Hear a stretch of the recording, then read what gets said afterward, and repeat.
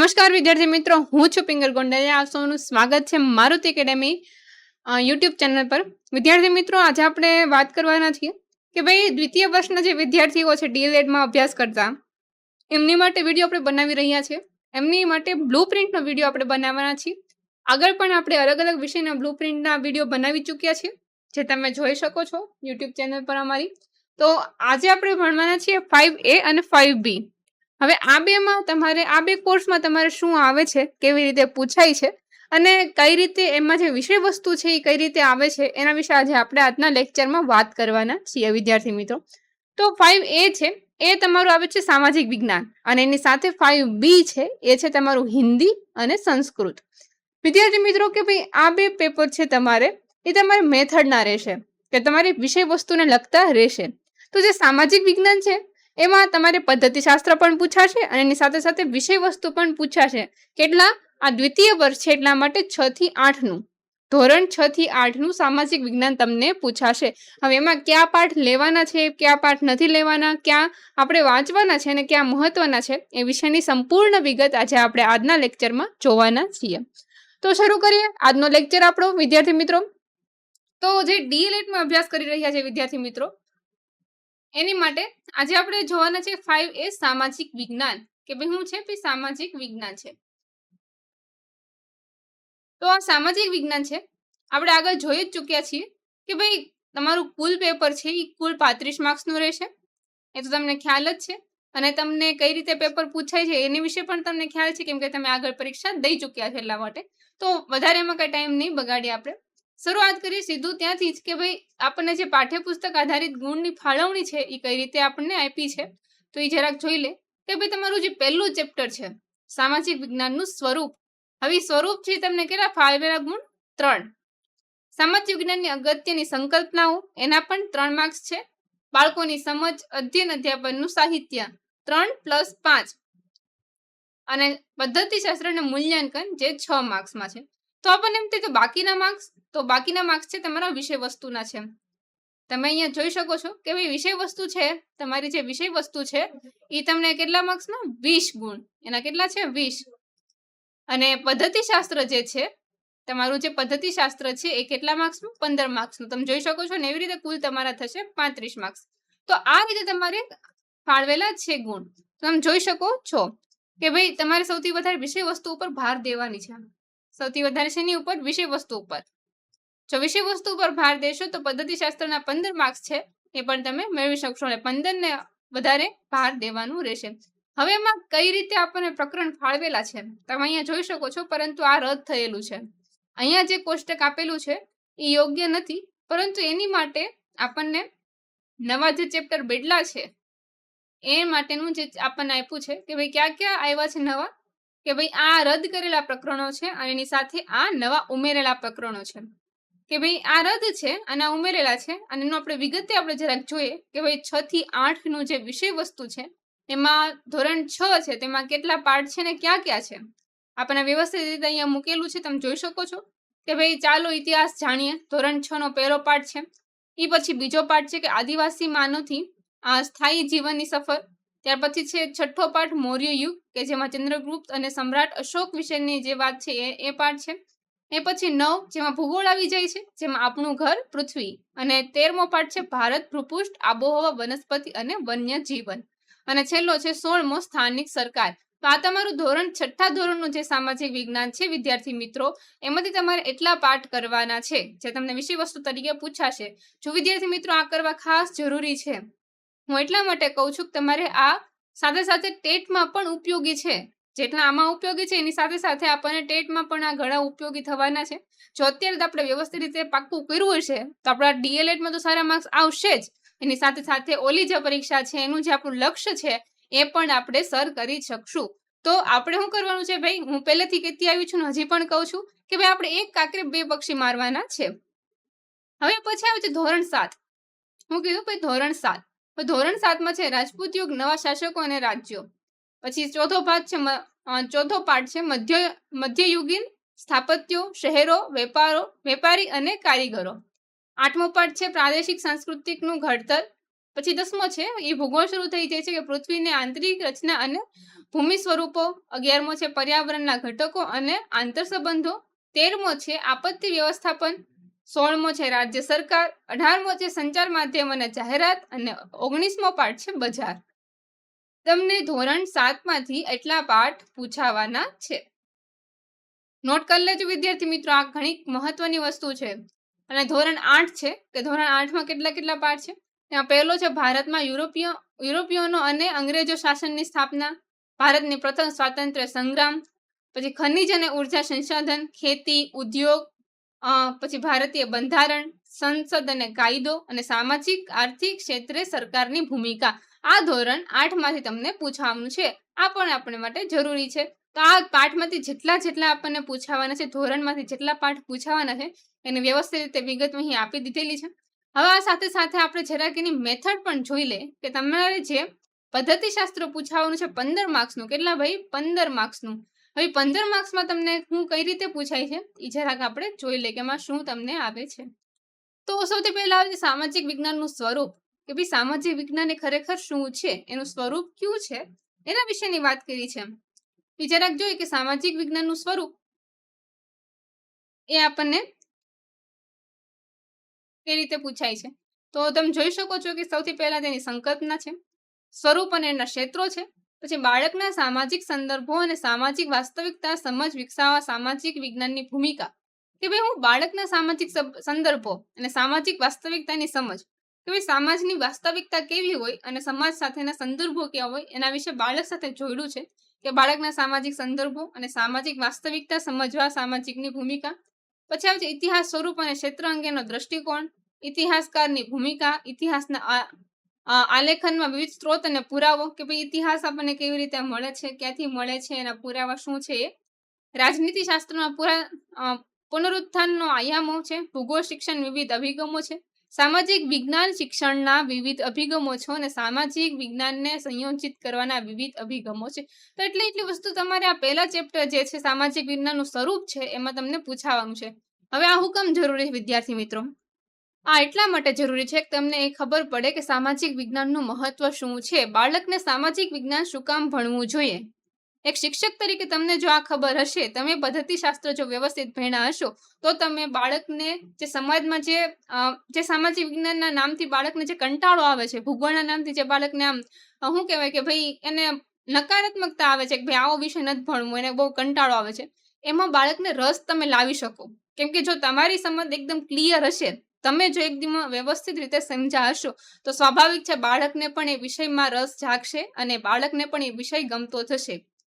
એક શિક્ષક ઉપર આધાર હોય છે કોઈ વિષયનું ગમવું ન ગમવું, એટલી તો મને ખબર જ છે, કેમ કે આ મારો પોતાનો અનુભવ છે.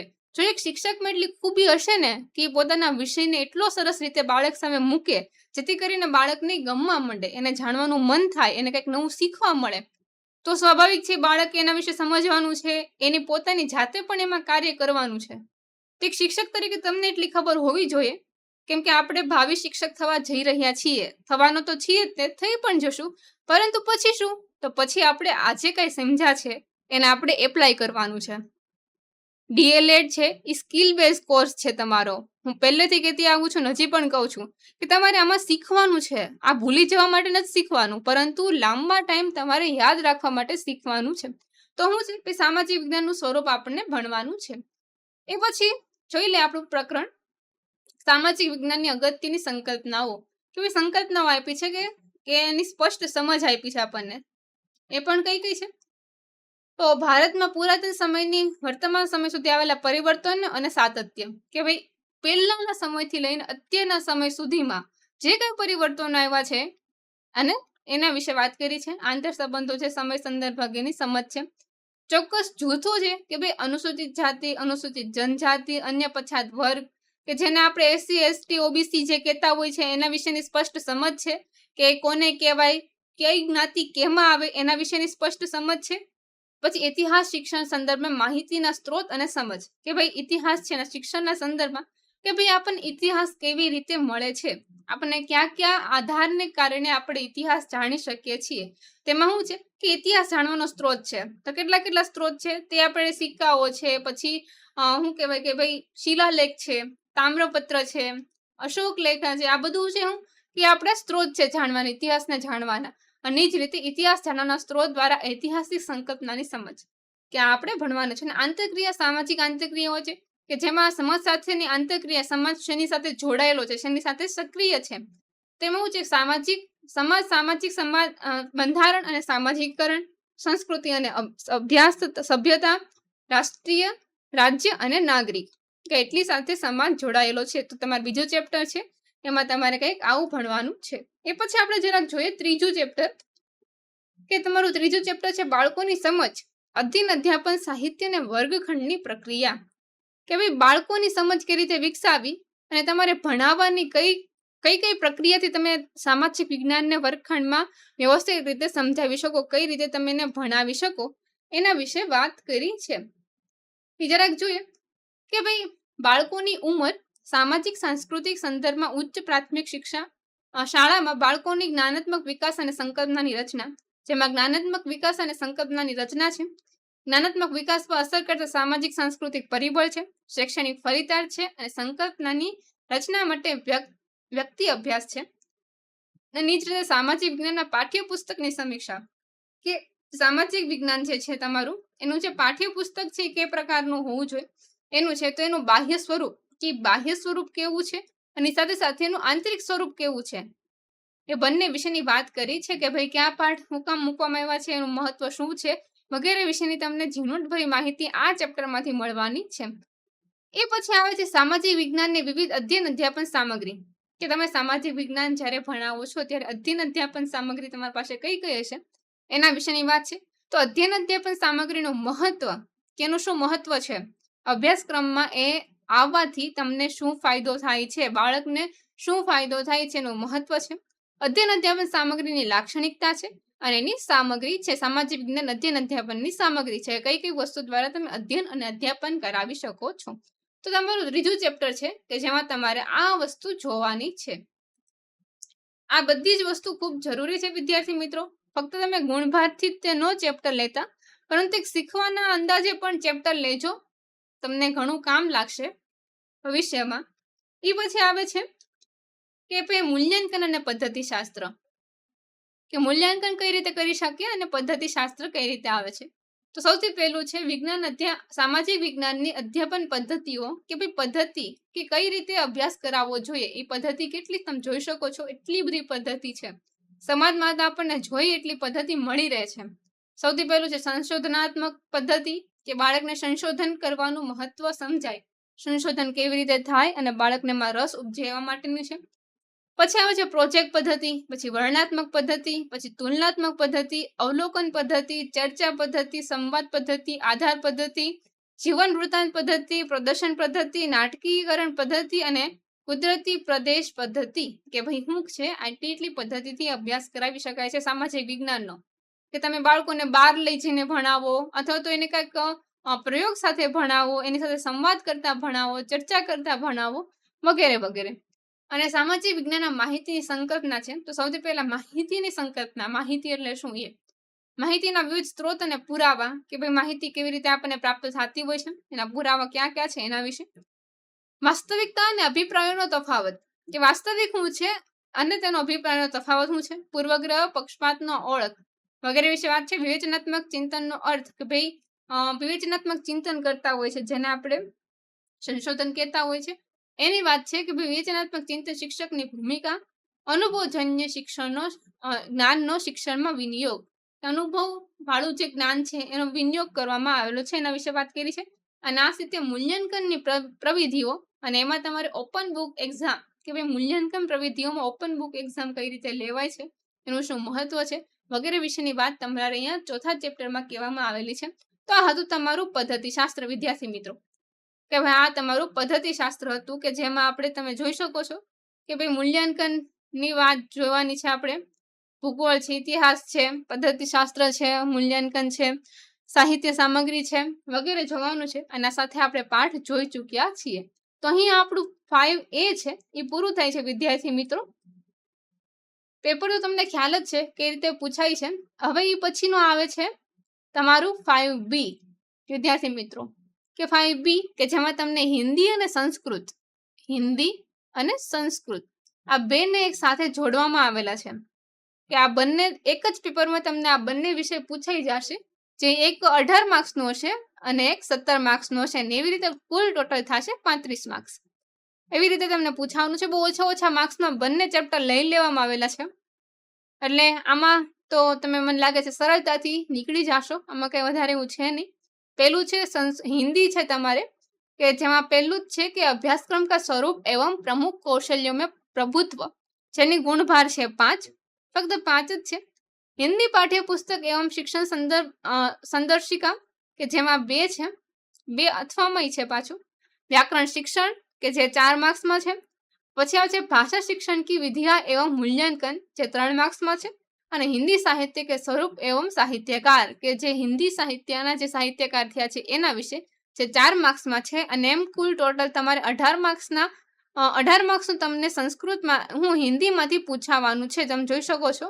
અને સાથે સાથે આ જે ફુદડીવાળા જે માર્ક્સ છે તો તમારા પ્રશ્ન માટે હોય છે કે તમને અથવામાં એ પ્રશ્ન પૂછી શકે. અને એની સાથે આવે છે સંસ્કૃત. તો સંસ્કૃત તમે જોઈ શકો છો કે ભાઈ પહેલું જ છે સંસ્કૃત ભાષા વૈદિકકાળથી વર્તમાન સુધી, જેનો ગુણભાર છે 6. સંસ્કૃતનો સાહિત્યિક વારસો કે જે 2 માર્ક્સમાં, અને સંસ્કૃત અધ્યયન અધ્યાપન પદ્ધતિ અને મૂલ્યાંકન જે 5 માર્ક્સમાં છે. અને સંસ્કૃત સમજપત્ર અને વ્યવહારિક વ્યાકરણ જે 4 માર્ક્સમાં છે. અને કુલ છે તમારું આ ચેપ્ટર કેટલા માર્ક્સનું? હવે આ તમારું કુલ ચેપ્ટર તમારું 17 માર્ક્સમાં છે. 3 માર્ક્સ છે તમને એક્સ્ટ્રા અથવાના પ્રશ્ન માટે પૂછાયેલા હોય છે, એના માટે હોય છે. તો જરાક આપણે આના ચેપ્ટર પણ જોઈ લઈએ કે આમાં કઈ રીતે પૂછાય છે અને શું શું પૂછાય છે.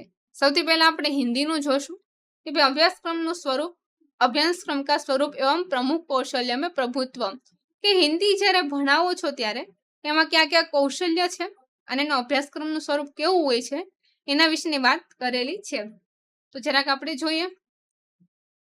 આ પહેલું ચેપ્ટર છે એનું કે ભાઈ વિષય વસ્તુ છે અભ્યાસક્રમ કા अर्थ और इसका स्वरूप, કે ભાઈ અર્થ અને સ્વરૂપ બંને સમજવાનું છે. હવે એનું બાહ્ય સ્વરૂપ અને આંતરિક સ્વરૂપ, કે બાહ્યમાં શું આવશે, કે બાહ્યમાં તેની ભાષા આવશે. શું આવશે ભાઈ? બાહ્યમાં તેની ભાષા આવશે અને અધ્યાપન નિષ્પત્તિ આવશે, કે આ ભણવાનું મહત્વ શું, આ બંને આવશે. અને અભ્યાસક્રમ કા આંતરિક સ્વરૂપ, કે ભાઈ એનું આંતરિક સ્વરૂપ શું હશે, તો अध्यापन निष्पत्ति में उत्कृष्ट गुणवत्ता प्राप्त करना, अध्यापन निष्पत्ति की अभ्यास विकासात्मक श्रृंखला અને માનવીય મૂલ્યો કા ઉજાગર કરના, કે આ એનું આંતરિક મૂલ્ય છે અભ્યાસક્રમનું. એ તમારામાં સમજવાનું છે. કઈ સારાંશ છે, સમજ જાંચે કે પ્રશ્ન હે, આ બધું એમાં પૂછાઈ શકે છે તમને. એ પછી આવે છે એ પછીનું ચેપ્ટર કે જેમાં હિન્દી પાઠ્યપુસ્તક એમ શિક્ષક સંદર્શિકા, કે ભાઈ હિન્દી પાઠ્યપુસ્તક છે એની સાથે સાથે શિક્ષક સંદર્ભિકા, કે વિશેષતા શું છે કે નિષ્પત્તિઓનું. તો હિન્દી કક્ષા 5 પાઠ્યપુસ્તક કી વિશેષતા है, કે ભાઈ 5મા ધોરણનું જે તમારું હિન્દીનું પાઠ્યપુસ્તક છે એની વિશેષતાઓ. અને એ જ રીતે ધોરણ 6 હિન્દી કક્ષા પાઠ્યપુસ્તકની વિશેષતાઓ 7 અને 8, એવી રીતે 5 થી લઈ અને 8 તક શિક્ષક સંદર્શિકા કી વિશેષતા, કે ભાઈ તમારે ભણાવવાનું મહત્વ શું છે એ તમારામાં સમજવાનું છે. એ પછી આપણે જરાક જોઈએ પછીનું ચેપ્ટર કે જેમાં તમારે વ્યાકરણ શિક્ષણ ભણવાનું છે. શું છે ભાઈ? વ્યાકરણ શિક્ષણ. તો એમાં વ્યાકરણમાં તમારે હિન્દી વ્યાકરણ ભણવાનું છે. બહુ વધારે કંઈ પેપરમાં નથી પૂછાતું, પરંતુ જો તમારે ભણવામાં જો તમે આર્ટ્સ હશે તો તમારે આ બધું કરવું જરૂરી છે, કેમ કે તમારે ચારેય ભાષા પૂછાય છે, જેમાં હિન્દી, સંસ્કૃત, ઇંગ્લિશ ને ગુજરાતી, આ ચારેય ભાષા કરવી જરૂરી છે. અને એમાં તમારે વ્યાકરણ તો પૂછાશે જ તે, જેમાં ઇંગ્લિશનું ગ્રામર પૂછાશે, હિન્દીનું વ્યાકરણ પૂછાશે, સંસ્કૃતનું વ્યાકરણ પૂછાશે અને ગુજરાતીનું વ્યાકરણ પૂછાશે. એટલા માટે આ જો કરી લેશો તો આપણે એમાં પણ સારું રહેશે. તો હું કહે છે કે ભાઈ હિન્દી કક્ષા 5 થી 8 ને समावित व्याकरण के मुद्दे, કે જેમાં સંજ્ઞા છે, સર્વનામ છે, વિશેષણ છે, क्रिया और क्रिया के काल, वचन, लिंग, अव्यय, उपसर्ग, प्रत्यय, विराम चिन्ह, शब्दकोश, मुहावरे और कहानी, કે ભાઈ એટલું તમારે વ્યાકરણમાં તમારે જોવાનું છે. તમે જોઈ શકો છો કે ભાઈ એને ક્યાં ક્યાં મુદ્દા આપણને આપેલા છે. પદ્ધતિ ને પ્રયુક્તિ, કે ભાઈ વ્યાકરણ જ્યારે શીખવાડવું હોય તેની કઈ કઈ પદ્ધતિ છે, કઈ કઈ પ્રયુક્તિ છે, વ્યાકરણ શીખવાડવા માટેની અલગ અલગ પદ્ધતિ છે, જે તમારે સમજવી ખાસ જરૂરી છે કે વ્યાકરણ કેવી રીતે સમજાવી શકાય, એ પણ જાણવું ખૂબ જરૂરી છે. એ પછી આપણે જરાક જોઈએ એ પછીનું ચેપ્ટર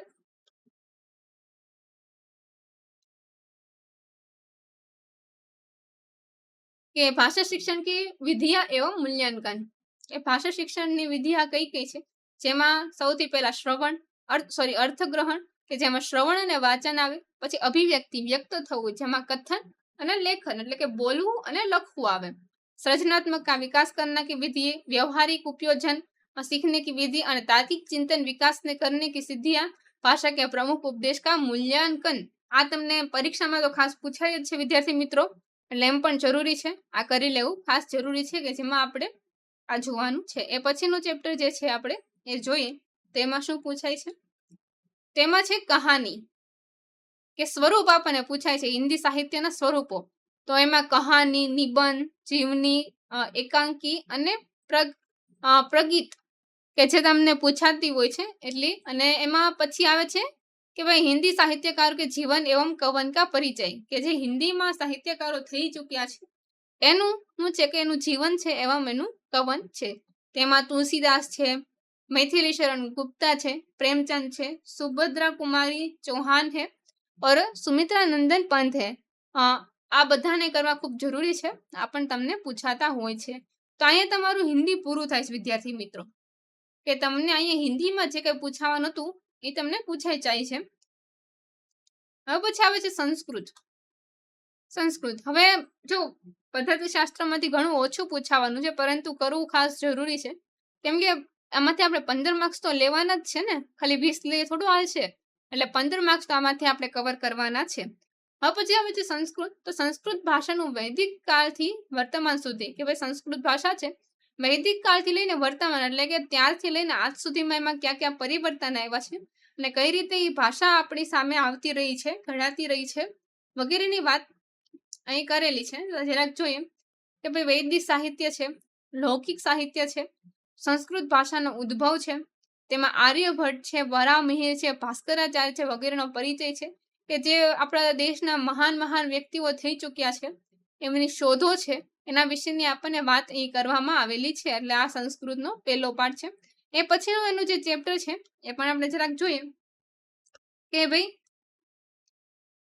એમાં સંસ્કૃત સાહિત્યનો વારસો, કે આપણી પાસે વારસો કેવી રીતે છે, તેમાં સંસ્કૃતિ પ્રચલિત સાહિત્ય કૃતિ અને તેના સમાવિષ્ટ મૂલ્યનો પરિચય, કે જે ખૂબ પ્રચલિત છે એવી સાહિત્ય કૃતિઓ અને સમાવિષ્ટ મૂલ્યો, કે એમાં ક્યાં ક્યાં મૂલ્યોને સમાવેશ કરવામાં આવેલો છે. ત્યારબાદ આવે છે લૌકિક સાહિત્ય, સંસ્કૃત સાહિત્યનો ઉદ્ભવ, પછી આવે છે આર્યભટ્ટ, વરાહમિહિર, ભાસ્કરાચાર્ય વગેરેનો પરિચય અને સારાંશ. તો તમારે બીજું જે ચેપ્ટર છે એમાં વારસામાં આપણે જે સંસ્કૃત સાહિત્યની જે કઈ કૃતિ છે એના વિશે ભણવાનું છે.